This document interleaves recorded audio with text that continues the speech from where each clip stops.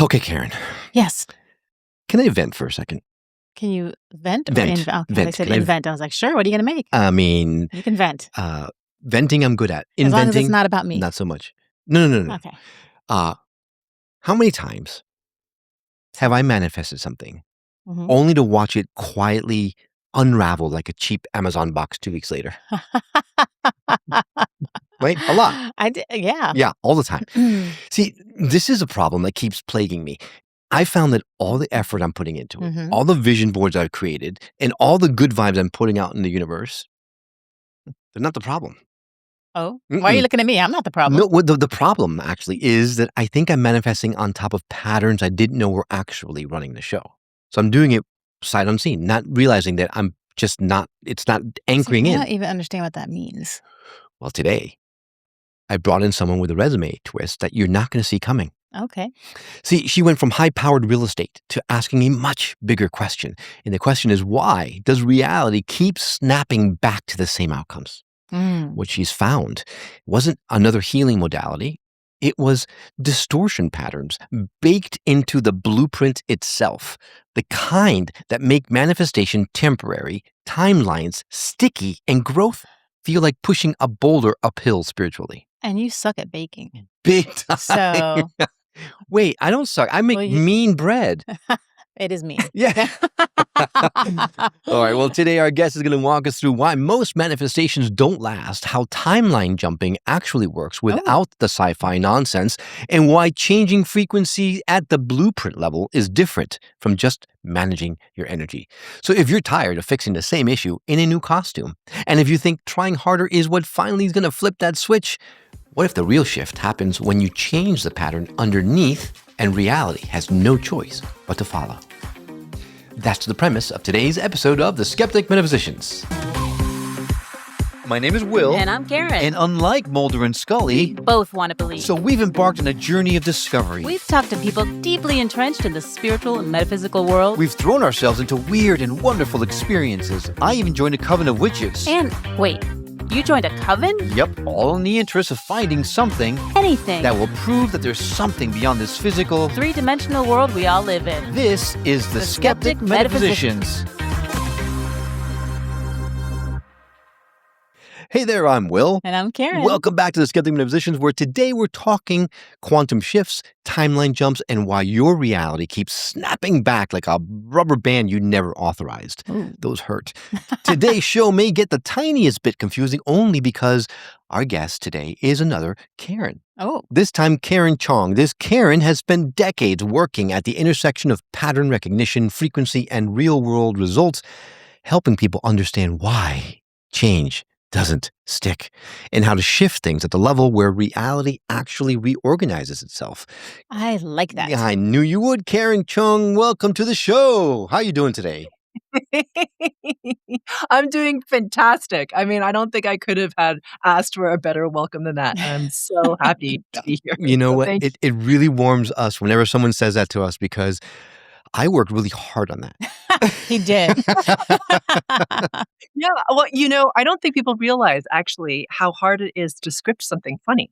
It's actually difficult. That wasn't a script. That was I thought you were going to say that wasn't Never funny. your banter.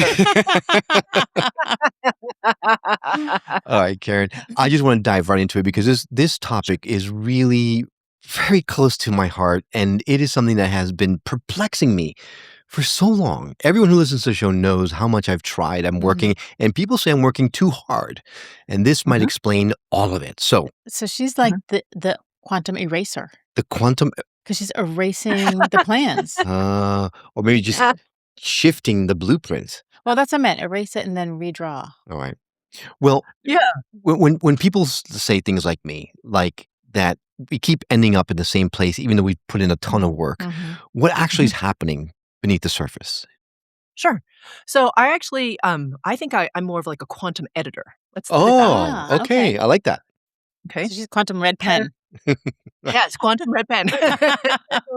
Scratching out all the stuff that doesn't work, that's too much fluff and making your copy of your life too dense and heavy. Right. So essentially, why is that happening? So it's funny because I think when people want to have change. We run around in our physical lives Mhm. thinking, okay, I've got to do all this stuff, right? I've got to like do all these things in the physical, and then things might change on the spiritual, and then things in my life might change. But actually, it's the inverse, meaning that everything follows a higher resonating order. So if you change things at the level of frequency or the quantum, the physical will reorganize around it because the physical is denser. So let me just back up and give more context because some people might be like, what? Me, yeah. Oh. All right, fair enough. Well, anybody watching this show knows this very basic premise, which is that everything is vibrating. Mhm. Now, the thing that the thing that matters is the rate of vibration. Because if you take something like water, which is vibrating really fast, when the molecules are vibrating that fast, it's steam. And when that molecular vibration slows down, it becomes liquid. And when the molecular vibration slows down even more, it becomes ice or density or form, right? So the rate of vibration dictates the form. Okay.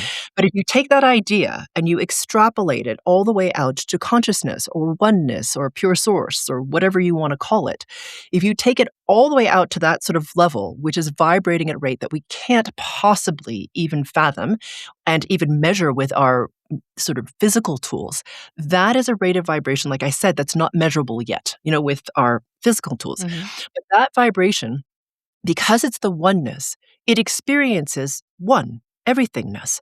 So in order to have something other than just this expansive, infinite oneness, there needs to be a drop in vibration or a drop in resonance. As soon as you have that drop in resonance where the oneness realizes, oh, wait, there's something else than just the oneness, frequencies are formed. And when frequencies, or the vibrational level, I should say, drops even further, it becomes what we talk about as energy. And then when that vibrational rate drops even more, it becomes density, form, or matter. So the thing is, when we think about our reality, we focus on the density or the form or that compressed vibration, when really everything happens first at the frequency level. So if you change things there, like I said at the very beginning, the physical or things that are less high in vibration will reorganize to match what is, indicated or set at the higher resonating order. So then you might ask yourself, well, okay, well then why do I keep bumping into this same thing over and over again? Why can't I manifest? Now, I just want to say this. You might be a brilliant manifester. You might be amazing at it.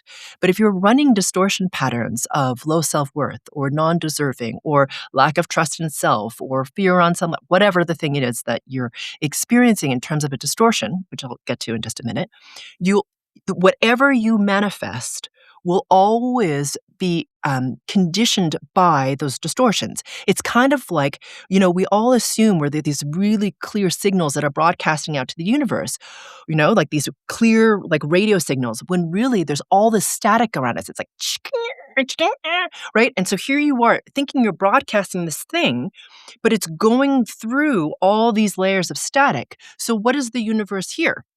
It's like, oh, what? You want what? And then it gives it back to you, you see. So it's not that you suck at manifesting necessarily. That's not it. It's that you have all these distortion patterns that are creating the static in your field that the universe receives. And then the universe is like, okay, well, sure, I'll give you that. You know what I mean? And then that's why you keep snapping back to it. The other reason, and I'm sorry, I know I'm going on for a little bit here, but there's another dynamic that's really important. So you are a powerful creator being. Okay, so here you are, you have all the static, right? But you're also a creator being. So that means that your reality is a reflection of the emanation or the frequency resonance that you are. So here you are, you receive the static back, and you're like, well, that's not really what I wanted, right? And then you think to yourself, oh man, that didn't work again. I don't know why I keep trying this. There's nothing I can do. I can't get over this thing. And what do you create more of? That disempowerment. Do you see how those two dynamics happen at the same time and they're not awesome? Yeah. So that's what's happening. Definitely not awesome. Definitely not No. awesome. So how do you make it stop?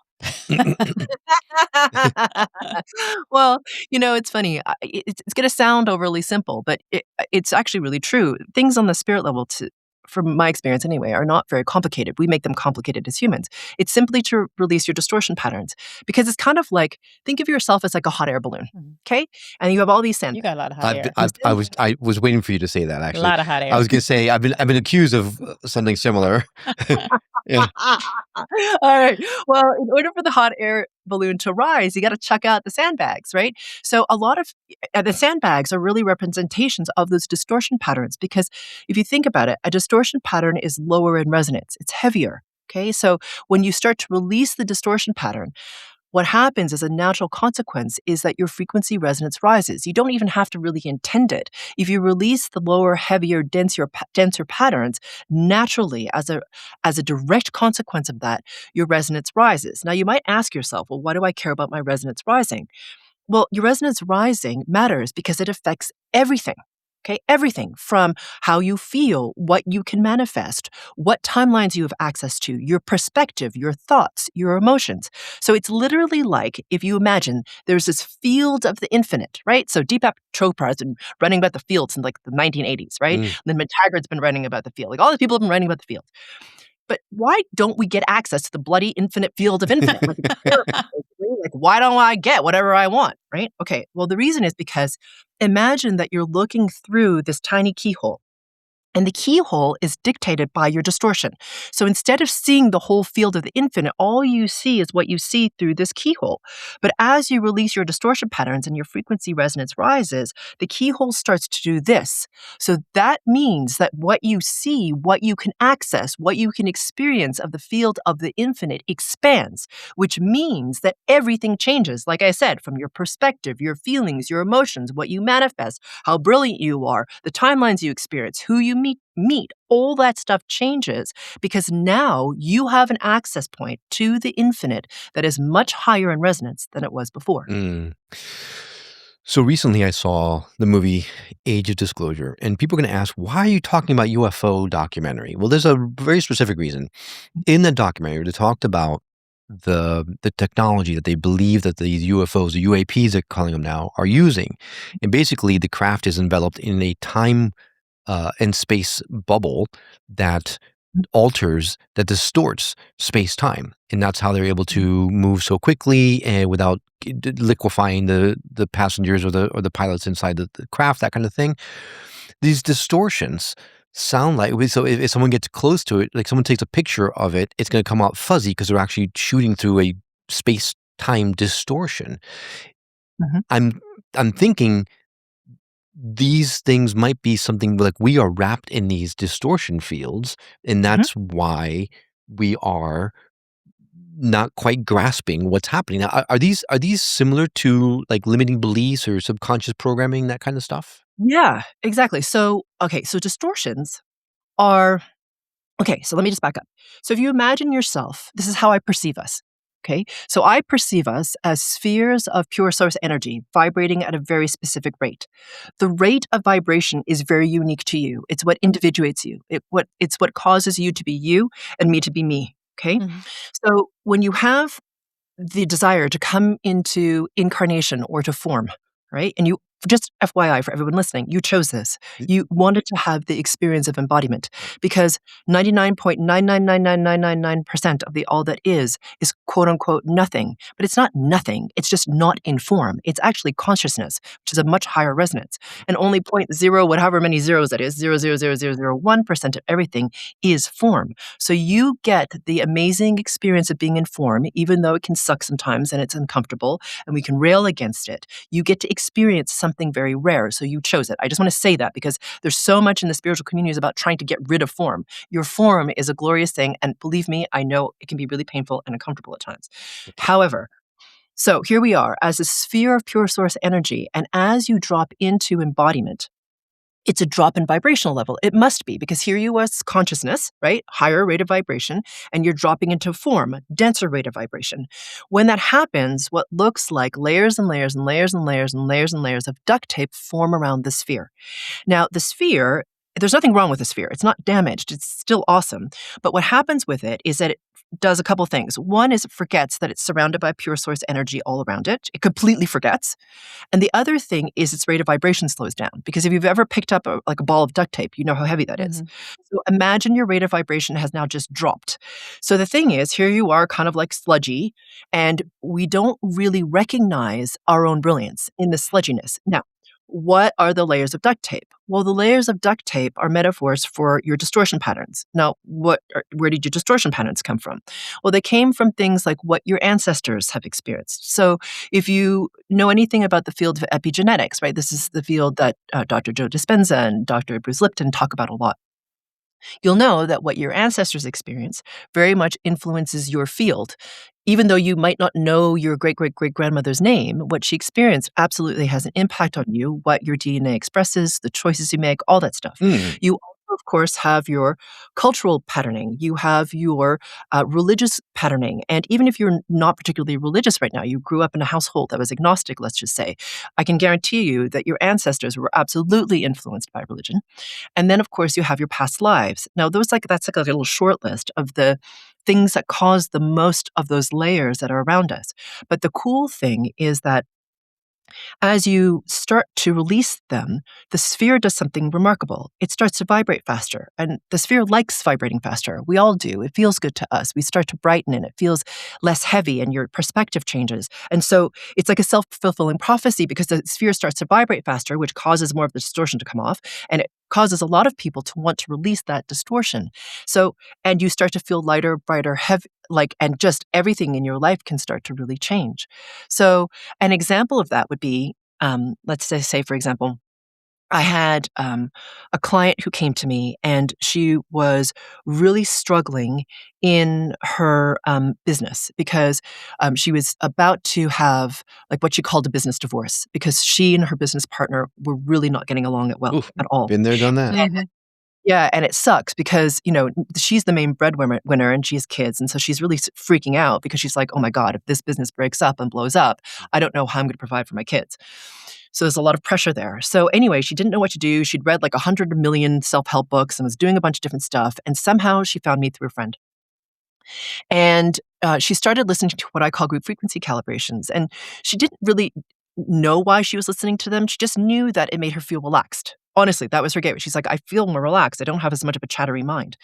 And then as she started to do the work of releasing her distortion patterns, she started to feel better and better. And the weird things started to happen really quickly. So within a couple of weeks, she had gotten to the point with her business partner, they couldn't even have a conversation.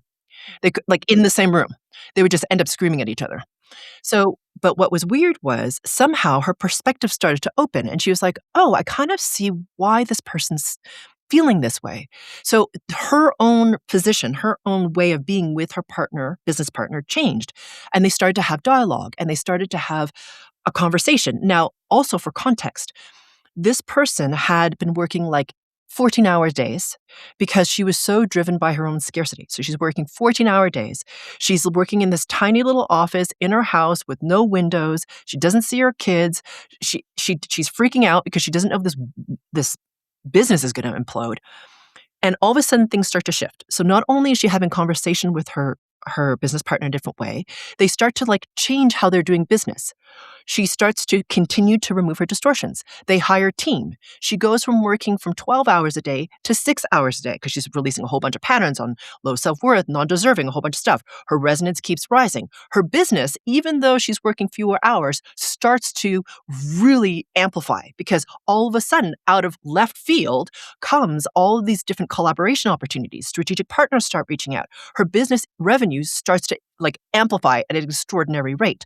So her life starts to really change because she's releasing these distortion patterns. No, she will tell you herself, I did not come in thinking any of this was possible. I just wanted to feel more relaxed. Okay? That's why I listened to the group frequency calibrations. And then something started to change within me. And her physical reality changed so fast that like within a year, not only is her business doing really well, and her business partner have an entirely different relationship. She has team. She spends time with her kids. She does yoga in the morning before she starts. She's not like working in this tiny office. She actually enjoys the view. All these things have changed, including her perspective and how she feels about everything. So distortions really dictate everything about how you feel and what you see in your reality. Right. Release those, everything changes. So, can someone else's distortions affect you? Like, if going back to this client of yours, say her business partner had all these terrible distortions, and that was causing her reality or whatever to be unsuccessful and the business to not work. Then, Mhm. then your client who started raising, getting rid of these distortions and her vibration started raising, could she still not be successful in her business because the business wasn't being successful for the partner? Yeah. So I think this is a perfect time to talk about timelines. Okay, since you That was asked the that word question. I couldn't think of, yeah. So here's the thing. So first, to answer your question, can somebody who is having a meltdown in front of you affect you? Yes, but the thing is that's wonderful is that as you raise your resonance and as you release your distortions, you're less triggered by things you used to be triggered by. So the partner's response, your kids whatever, your mom telling you whatever, your partner saying that about you, no longer triggers you in the same way. It's really fascinating because the trigger point is actually your response to it is an indication of a distortion that you've held. Release the distortion, trigger goes away. So you start to feel more neutral and more centered. And you would be shocked how many emails we have being like, I just had a conversation with my sister or my fill in the blank, and she said whatever she normally says, and I didn't have any response, not in a bad way, but in a way of like, I just felt calm within myself and neutral. And I was like, okay, well, she's having that response and it doesn't really impact me. And it doesn't mean that the person is non-feeling. It just doesn't disrupt their inner calm. Mhm. Okay, that's what I mean by that. So there's that perspective. And then also, we have to remember that there are infinite number of timelines in the field of the infinite. Okay. So again, what gives you access to certain timelines? I'm just going to back up also. What the hell's a timeline? Just want to like a lot about timelines in the social media realm. Mhm. Okay. So a timeline is a very human construct. Okay, because linear time only exists as a human construct because everything on the dimensional orders that are higher than ours is in the eternal now. Now, a lot of people probably have heard about the eternal now. The eternal now is everything happening all at once. Okay, that's really what truly happens because it's the ever expansive, infinite eternal now. The thing is, at the level of the eternal now, you're operating as consciousness, which means that you can process the infiniteness of everything happening all at once. But as a human, your brain can't do that. Okay. Your brain is amazing. Your mind can be spectacular, but it cannot process everything all at once. We can barely like understand more than a million. They've done these studies where like at some point we can't like process infinite. Okay. So the thing is, what we do with our minds is we compress time, right? Just kind of like with music. If you hear music live, there's like all this sound and all this like information in it. If you put it on a CD, there's all this like quality of sound. But if you compress it into an MP3 in order to send it from my phone to your phone, you would lose a lot of that quality of sound. You have to, in order to make it smaller, to go from my phone to your phone. We do the same thing with time in order for us to like understand it with our minds. And we have something called, whoops, just lost this. Um, so Uh, that's why we have something called past, present, and future in order for our minds to start to understand it. Okay, so what is a timeline? Okay, now that we understand that there's two different forms of time. All right. So a timeline is a trajectory in time of your life experience. Okay. And the reason I say it's a human construct is because time as a linear time only exists as a human construct, like I said. So that means that whatever you experience in this lifetime is set by a certain resonance. That means that the experience that you have of certain people is a certain way.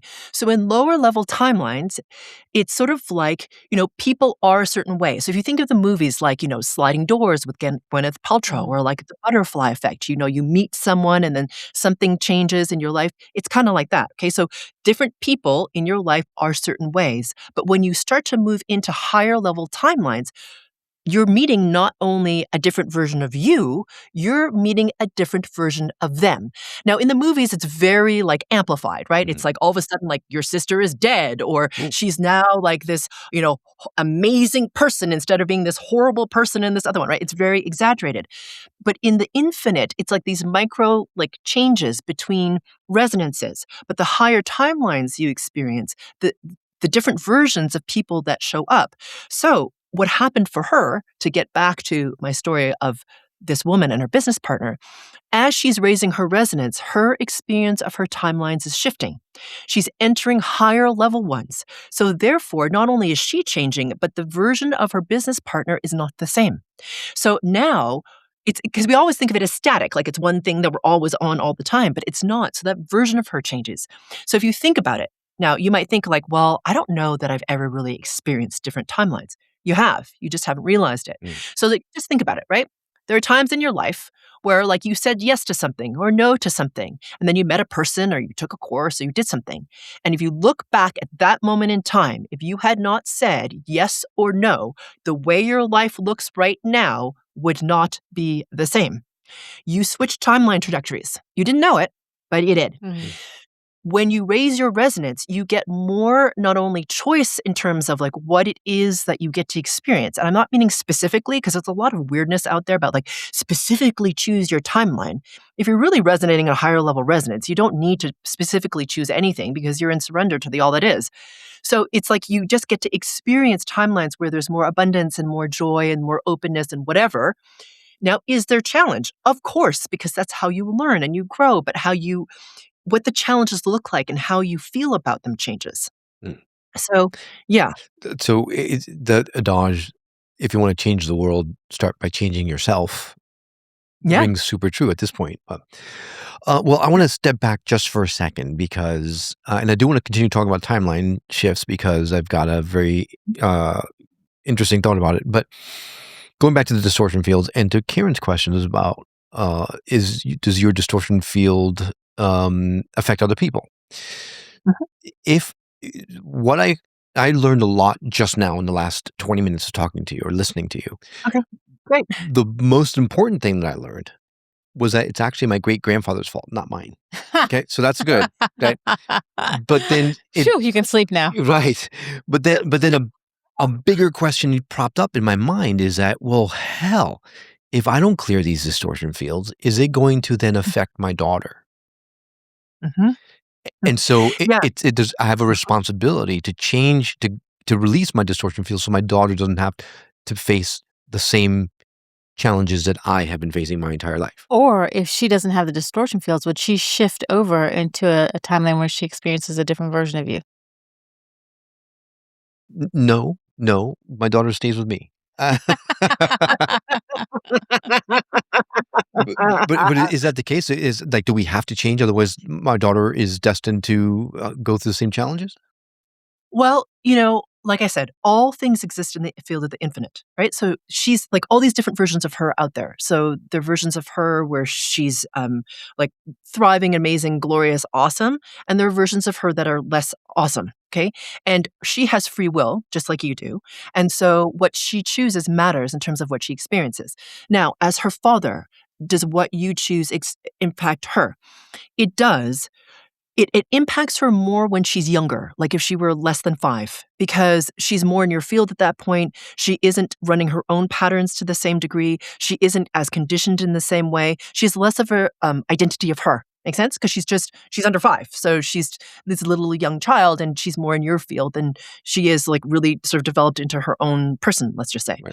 So what you choose to do in terms of releasing your patterns has more direct influence on her then.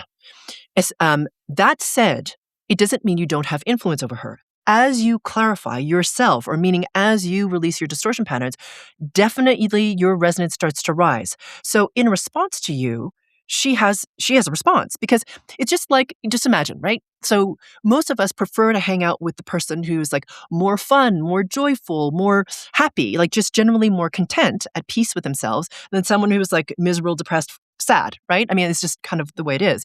So she's going to want to and train up. It's like you hold the possibility for her of something that's clearer and brighter. And there's something within her. Remember, we are all these spheres of vibrating pure source energy that wants to experience more clarity. We want to vibrate faster and higher because that's our nature. We want to remember who we truly are. So what happens is she's like, that's weird. Dad feels better to me. I don't know how exactly he feels better to me, but he does. And so what she does, depending on how old she is that it will cause her to it will mirror to her the possibility of her doing that for herself, which is a powerful thing, right? It's like because you hold that possibility in you. And then of course, we not only impact our direct lineage and the people that you directly come into contact with, the people that you're with all the time, every day, but you start to have more and more impact indirectly, right? Because the emanation of you is getting higher. And it's not like a 1-to-1 ratio of I interact with this person and they change. You start to have more and more influence in a way that you don't know. So, there's this wonderful story that I heard once of this man who, he was being honored for some invention that he'd made that had helped save the lives of thousands of people. And he had invited his best friend from childhood to the event ceremony. And when he got up and he went to accept his award, he was saying, the person I want to thank in this audience is my best friend from when I was 14. And the reason I want to thank him is because there was a day that you don't remember when we were, 14 years old, and you had just come to visit me, and you didn't tell me you were coming to visit me. You just did that day. But what you didn't know was that day I was planning to kill myself. But because you stopped by and you were who you were, I somehow made a different choice. And I didn't kill myself that day. I did something else. And as a result of that interaction, that person, by the way, the friend had never heard this, okay, until that moment in time. I chose something different. And now I stand here having helped thousands of you because of this one person's actions that they weren't even aware of at the time. So when your emanation gets higher in resonance, you don't know who you're impacting. I know we have a very vested sort of interest as humans, I did this and it caused that. But the thing is, in the nonlinear field of the quantum, you don't necessarily know what your impact is, right? You can be impacting all kinds of people through the ripple effect of the emanation of who you are. And the thing is, you might never know what it is that you have done in terms of your resonance and how you were in that moment. But I can guarantee you that ripple effect is happening through the field. And that's how we rise in our resonance. So someone else asked the question, well, does my distortion affect someone else? Yeah, it does. And so it's a kind of really wonderful level of accountability because you're like, well, I can change that. I can change the impact I have because I can release my distortions. We have gotten to the point in consciousness, which is spectacular, where we can actually work at the level of the quantum, at the level of frequency, release these patterns. Now, I'm not saying that, in the work that I do, it's like the Karen show, this Karen show. I'm going to wave my little magic wand over you, sprinkle some fairy dust, and you're going to poof into awaken and life is going to be glorious. Okay? Because this is a free will planet. It is your journey. It is your glorious opportunity to experience and transcend and to recognize and come into your own brilliance, which means that, yes, Karen may release something at the level of the quantum, your distortion patterns, which is an amazing head start, but you have free will. So it's up to you to be aware of your patterns and then go through this process I call confirm the removal, which doesn't take very long. It can actually just take a couple of seconds or a couple of minutes, and you release it out of your field because you ultimately have free will. And it's funny because I feel like in the spiritual communities, we will often give away our power to the guru or the healer or the whomever, some, ascended being, a star being, whatever. But look, you are a being with free will. No one can do this other than you, which could be kind of scary, but it's also tremendously exciting because it really comes down to your choices. So to me, that's an exciting thing. So I've got 50 I questions. know, but I'm going first. I'm buttoning with mine. How do you even begin to release these distortions if you don't even see them? Because I'm assuming a lot of these are subconscious and Well, that's you know. that's where my question came from. It was epigenetics. If I wasn't Yeah. conscious of these things that my grandfather inherited into me, how's my daughter going to be conscious enough to change them? Mhm. If I don't change them, I need to get her off. But sorry, go ahead. So how do you? No, how do you even know that you have these distortions? How do you know what to Oh, release? That wasn't your yeah. question. Okay. It was related because it was subconscious. The epigenetic aspect of what Mhm. gives us our distortions, we don't even realize it's inside of us. Right, and yeah, no, I'm asking how do you get rid of something you don't realize you even have? Well, you kind of realize that you do because you just don't realize what it is. So Right. it's the place where you keep running into a wall no matter what you throw at it, right? So whether you're experiencing trouble in the physical body, in your relationships, in manifestation, in abundance, in whatever, Mhm. all right? Whatever it is, you know that you're hitting this wall over and over and over again, and it's painful for you. That's how you know that you are experiencing a distortion. Okay. Okay. So even if you take like my story. So when I was in San Francisco and working in real estate with my husband and partner, Chris, we were doing really well. Okay. So from the outside, it looked amazing because we had a really successful business. We had a little team. We were one of the top producers in the city. We loved our clients. We only worked by referral. We did not work with douchebags. That was our rule. We're like, if they are a jerk, we don't work for them because we work really hard for our clients. And so yeah, not gonna waste my time with you. So, anyway, from the outside, it looked amazing, right? But for me personally, despite all the money in the bank and all this affluence and getting to travel and all that sort of stuff, for me, I was experiencing scarcity all the time. I was always driven by, "It's not enough, it's not enough." So I would drive our team, I would drive my husband, and I would drive me the hardest to make sure that we were always working really hard to make sure that we had enough. Mhm.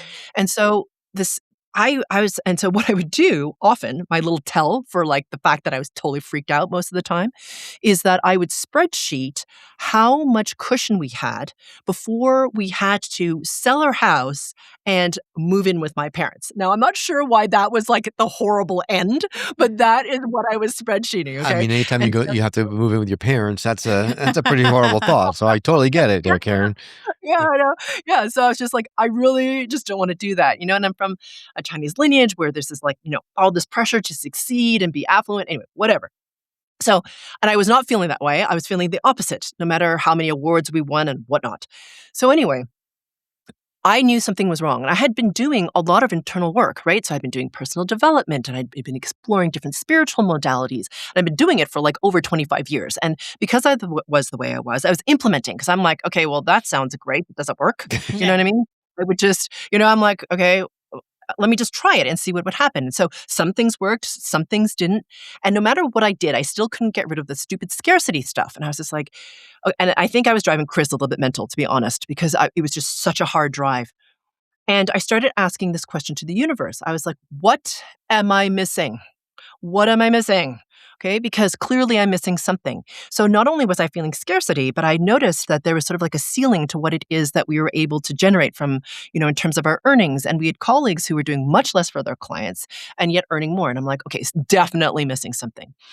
And it's only when I found frequency work that and I started releasing my distortions. So I found it in the weirdest way. Okay. So, when you start asking the question often enough, I don't know if you notice this in your own lives, but if you ask a question often enough to like the universe, you get this answer in the like oddest of ways.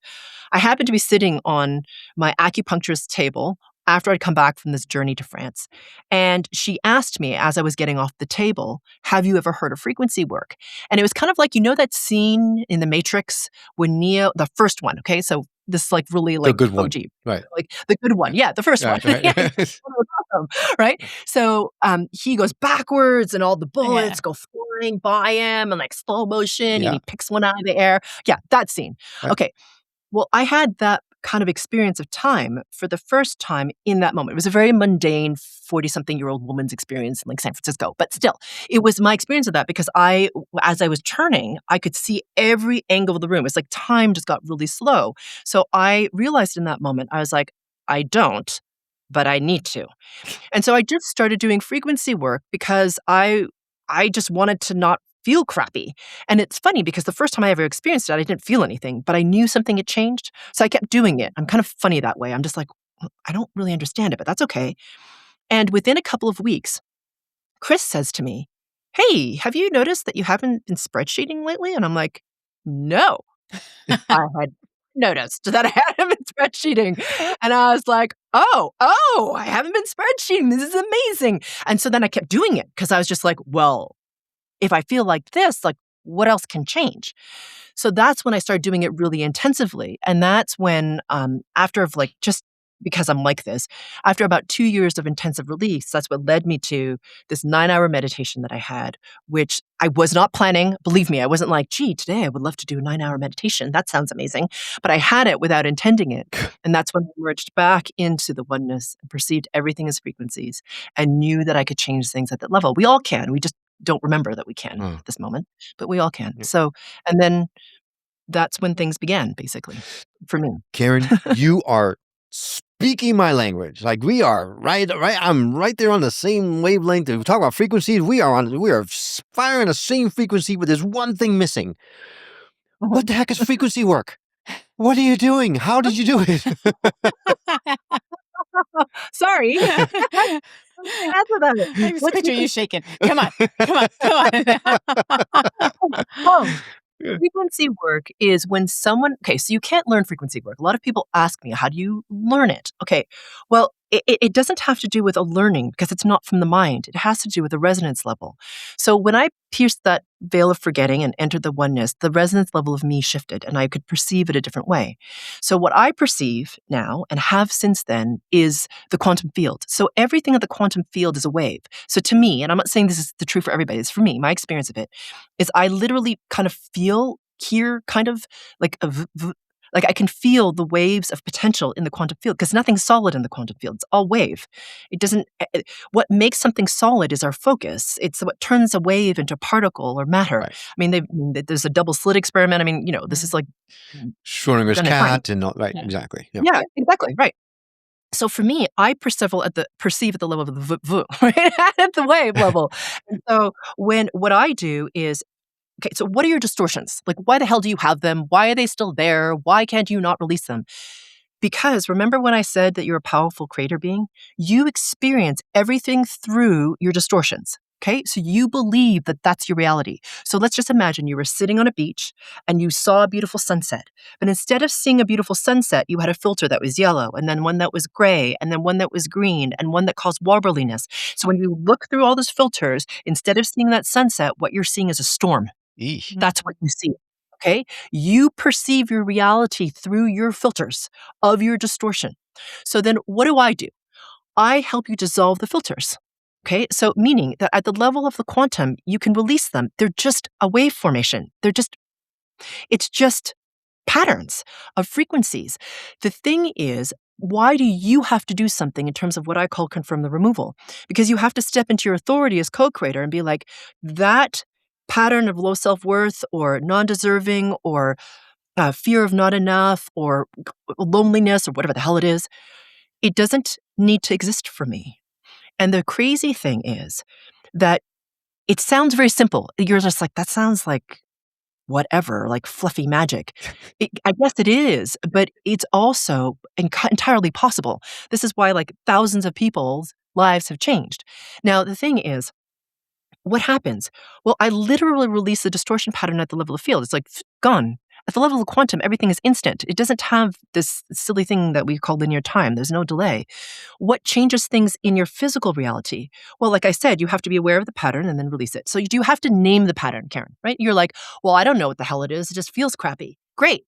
You know that it feels crappy. Enough. You know what I mean? You just know that it feels bad, right? And you're like, oh, I just got triggered there. And if you think about it a little bit, and you're like, okay, wait, why did I get triggered?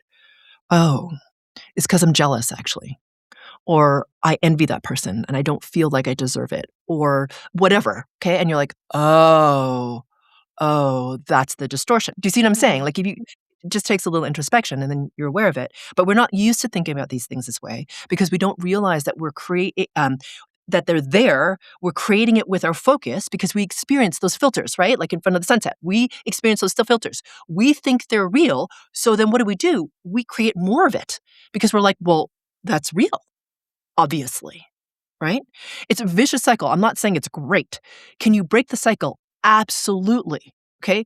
We are like creating constantly, whether you're doing it consciously or unconsciously, not intentionally creating is still a choice. Mm. I know it kind of like sounds horrifying, like, oh my God. So, but it is. And the thing is that I just want to tell people, because I think we can get really obsessive, like, oh my God, I've got all this crap to fix. I got to clear all my distortions in order for anything to change. So backing up out of this, do you need to clear distortions for things to change? From my perspective, yes. Okay, so you believe whatever you want. But from my perspective and what I've seen, yes.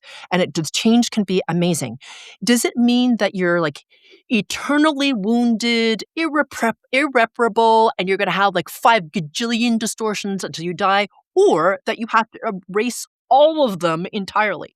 No. You just got to release enough in order for your resonance to rise and for things to start to change. And the thing is, what happens is, if you're not just in the mental construct of like, I got to go through this mountain of stuff that I got, and you just release the distortion patterns and stay more in the present moment, which starts to happen as you release your distortions, you start to experience more of the magic of life. You start to experience the synchronicity. You start to experience like these moments that you weren't even aware of before, like these beautiful little moments that you wouldn't have overlooked because you're so busy running around doing the 5 million things on your list. You actually notice like, oh, that was really kind. Or there is this like beautiful quality in the light today, and it just takes you like a couple of seconds. And that also raises your resonance, which allows you to release more. Do you see what happens? It starts to like you want to rise in your resonance. You do as a human. We all do. It's what all beings do at all levels of consciousness. We all want to move up in our resonance. And so the thing is, I think if you look at it just from the standpoint of the mind, it seems like, oh my God, there's this mountain of crap that I'm never going to get out of.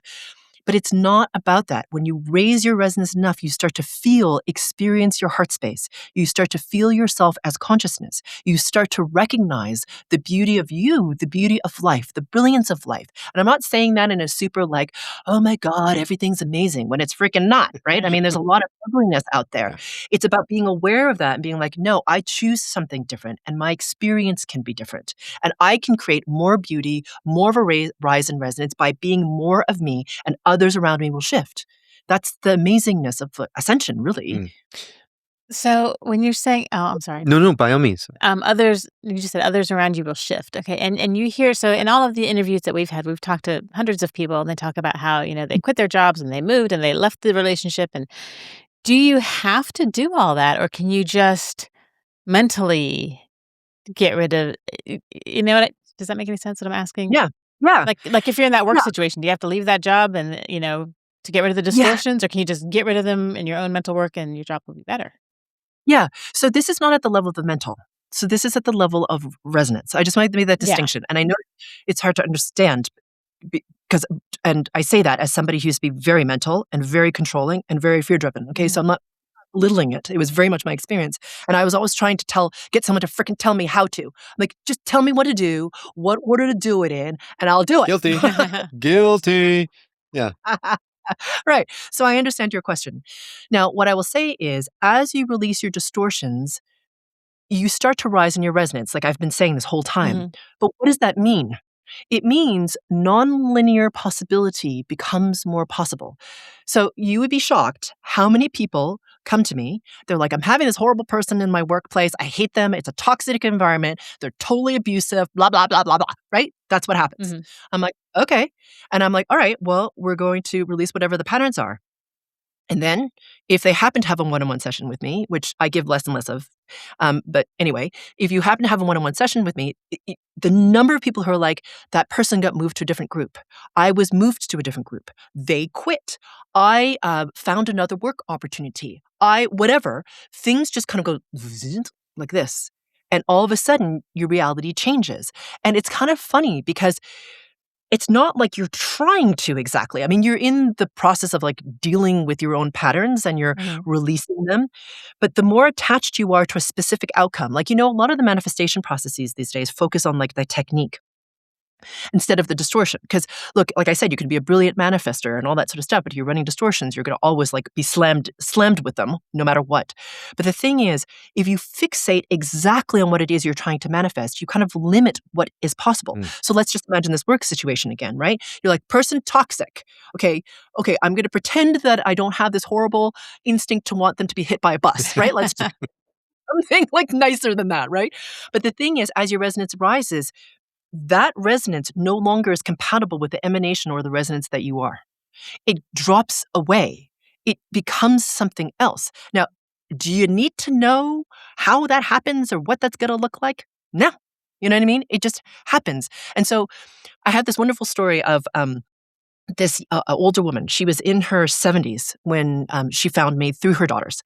And this woman was in a marriage for almost 50 plus years. So she's of the generation, she married young, was a housewife, raised a family. The house is her, like, I don't know, whatever, domain. And when she started work with me, she announced right off the bat, I want to divorce my husband. I'm like, okay. She really hated him because she'd been married. I was just like, wow, 50 years. Amazing. So anyway, and they're both alive. Incredible. And she really disliked him because she's like, he's overly controlling. I never get a say in anything. And she's of the generation, like my mom, basically, who who didn't have her own money. So whenever she wanted something for the kids or to do something for herself, she had to ask for money, which she found extremely demeaning and disempowering. So she was like, okay, I want a divorce. And then I need to be able to take care of myself. So what I want to do is I want to be able to sell our house. I'll get half and then I'll be okay. This is her big plan. Okay. This is what she lays out when we start. I'm like, okay. So anyway, we start working. And so I'm helping her to release stuff in one-on-ones. She does a whole bunch of group frequency calibration. She comes to a bunch of different retreats. And she does it very intensively because she's, like I said, she has an outcome. She's like, want to get rid of him, right? That's desired outcome. So as her resonance rises, what happens is he starts to become different. Again, the version of him changes. So at first, he was really resistant to selling the house. She's like, oh God. I'm like, really? It's about you. And she's like, you're right. So she released her distortion patterns. All of a sudden, he changes. And he's like, okay, I hear you. The housing market, I see the housing market getting soft. Let's sell the house. She fights with him about what improvements to do, releases more of her patterns. He acquiesces, things change. They finally sell the house. She's still like, okay, well, I hate him less. That's good. And they seem to be getting along better. And she's softened. Like the person that she became actually through this process is kind of remarkable.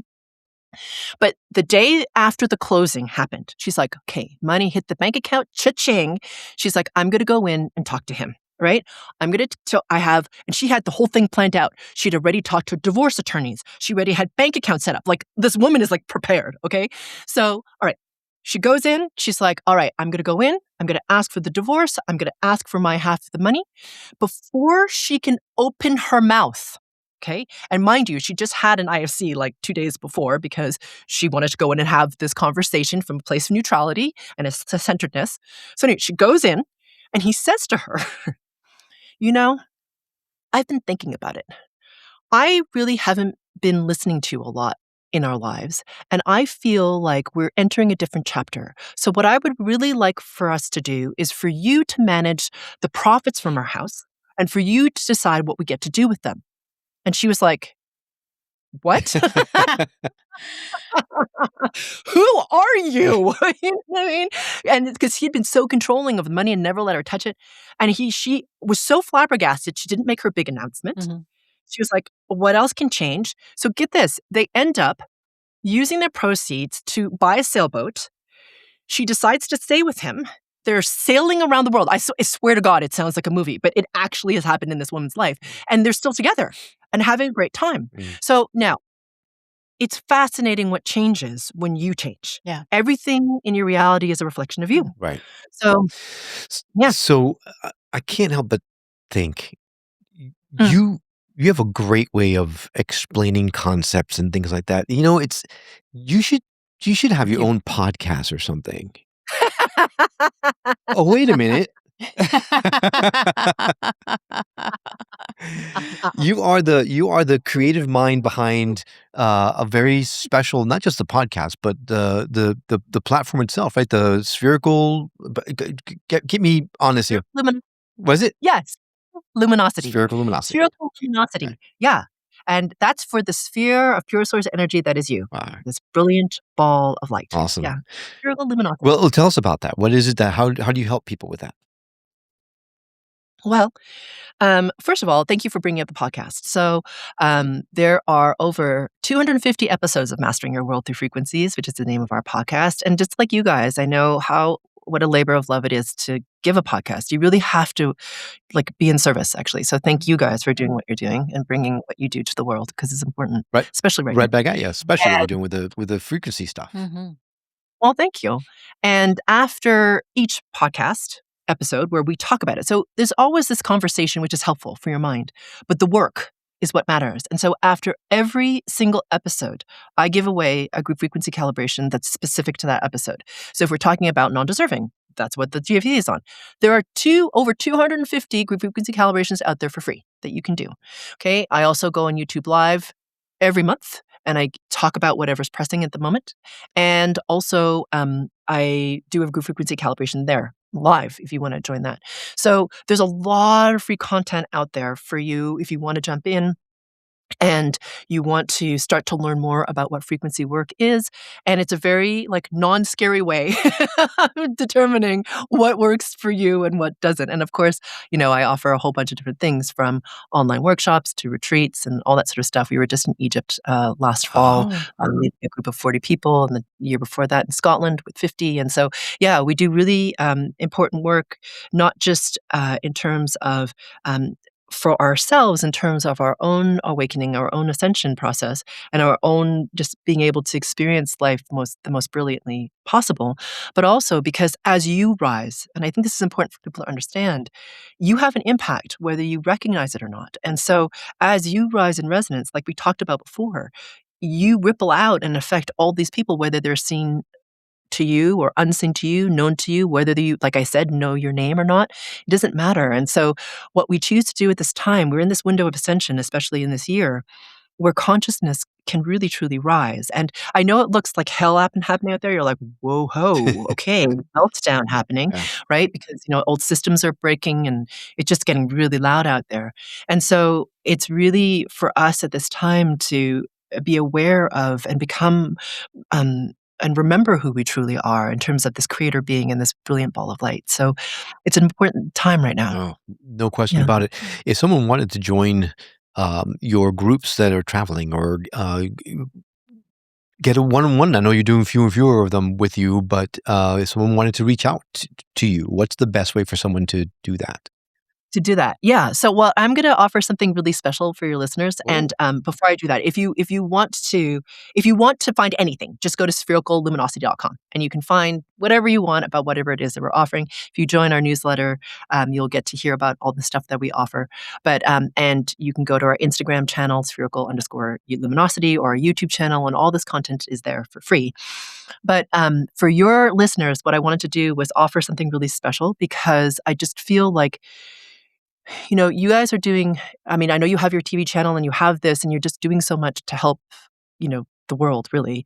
And I appreciate that. And I feel inspired to offer something for your listeners in sort of honoring of that. Aw. And what I'm going to do is offer something very special to your audience, and I'm giving what I call my Resonance Reboot Bundle, which consists of 3 incredibly powerful goodies that I'm, like I said, going to give for free to your listeners. But before I give you the specifics of that, I just want to explain who this is for, because it's not for everybody, right? So if you're somebody who wants to remove the blocks that keep you stuck, these distortion patterns we've been talking about this whole time, and learn the tools to raise your resonance, to live a life you never thought possible, then this is for you. If you want me to wave my magic little wand over you, not for you. Okay? Not right now. Dang it. I don't enable.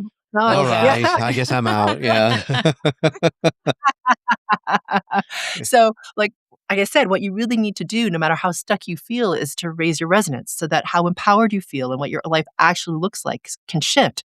And that's exactly what I'm going to help you with. So, like I said, there are 3 awesome products in the Resonance Reboot Bundle. And the first is what I call the Frequency Accelerator Group Frequency Calibration, which is a mouthful, but it's specifically a very short GFC. It's only 20 minutes long.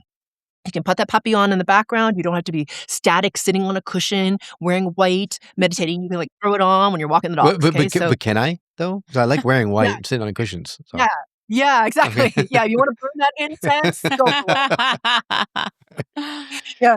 So there's that. That's the first thing. And the second and third parts of the Resonance Reboot Bundle are things that I normally only give to paying clients. Now, these are 2 video workshops that amplify each other. So this is very specific. So number 2 is what I call emptying your teacup, making way for the new. And this, like its title, is to help you start to clear out all the outdated limiting stories and beliefs that are keeping you stuck. The third thing is what I call stability, growth, and opportunity in chaos, which I think we could all use right about now Oh, yeah. with all the crazy stuff that's Yeah. going on in the world. Yes. For sure. So emptying your teacup sells for $99 on our website, and stability, growth, and opportunity in chaos is $499 because it's a full-on retreat. So between the 2, that's almost $600 in value for free, just for your audience, and you literally cannot find this bundle anywhere else online. Wow.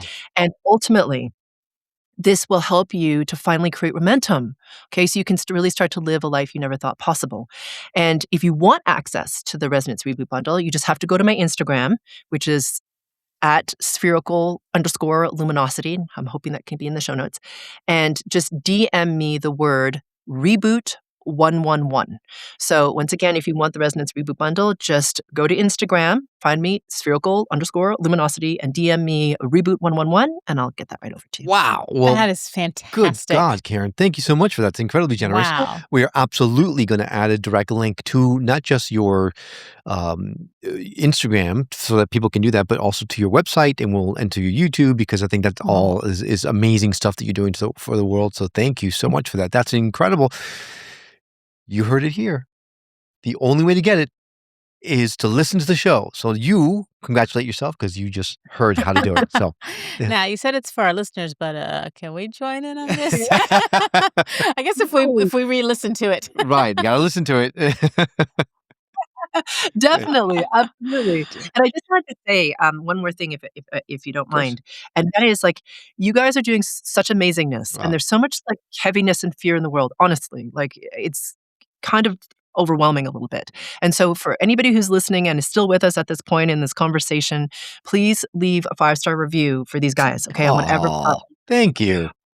because it makes a huge difference, right? So, I mean, there's a lot of, let's call it, out there, like bad news sometimes travels faster than good, but I feel like the good can really be propagated if all of us help. So, anyway, for those of you out there, if you could do that, do me a favor. I left a 5-star review myself, so if you guys could do that, we'd all appreciate it. Absolutely. you. Karen, you are very quickly climbing the ranks of my favorite podcast guests. So thank you so much for that. No, but this conversation reminds me of a quote that Thich Nhat Hanh, in fact, I just stumbled on it earlier today, which is pretty ironic, but this Buddhist monk was talking to his students, and he asks, if you are in a crowded room with a cup of coffee and you get bumped, what can you do? Will you spill your coffee? Right. And of course, all the students are going, well, yes, of course, I'm going to spill my coffee. He goes, well, what could you do if to not get your coffee spilled? And they would say, well, carry it higher or make sure the coffee's lower. He goes, no, the answer is instead of coffee in your cup, make it be water. Because then you'd be spilling water. And the story is inevitably you're going to get bumped. So what is in your cup that you're going to spill? Is it negativity or is it positivity and love? And so we invite you to fill your cup with water instead of coffee.